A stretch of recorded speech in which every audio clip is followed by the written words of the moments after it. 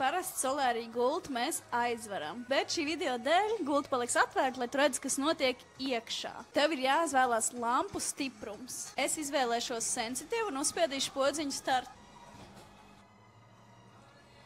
Tātad solārijas uz sekundīti izslēdzās un sākās atskaitas laiks. Pirmā ir saulīte, kur var ieslēgt vai izslēgt savas sejas lampas, kas atrodas šeit virs tevis. Tad mēs varam ieiet pie ventilācijas. Ventilāciju var ieslēgt visam ķermenim, tikai tavai sejai vai tikai tavam augumam.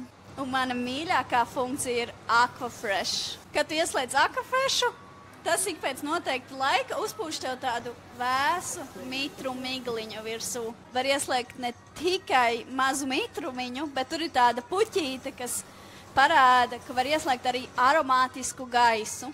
Smaržo svaigi. Tur iet sekundītes. Tad, kad beidzās mans laiks, tur parādās tās ventilators un tik un tā iet laiks. Es nesaprotu, var iet ārā, nevar iet ārā, kas jādara tajā brīdī. Tiklīdz beidzas tavs sauļošanās laiks, solārijas izslēdz lampas, droši vāku vaļā un vari ģērbties. Tas laiks, kas ir pēc sauļošanās, ko tu redzi, tas ir solārija, tāds sevis atsvaidzināšanas, savs tāds cooling time, kad viņš sevi atsvaidzina un noņem to karstumu no sevis. Ja jums radies vēl kāds jautājums par spektru, droši uzdodiet komentārā zem video vai nāciet uz kādu no Sunlight Studio vietām un jautājiet konsultantam. Šeit, piemēram, šodien Marijas ielā tā ir Marija.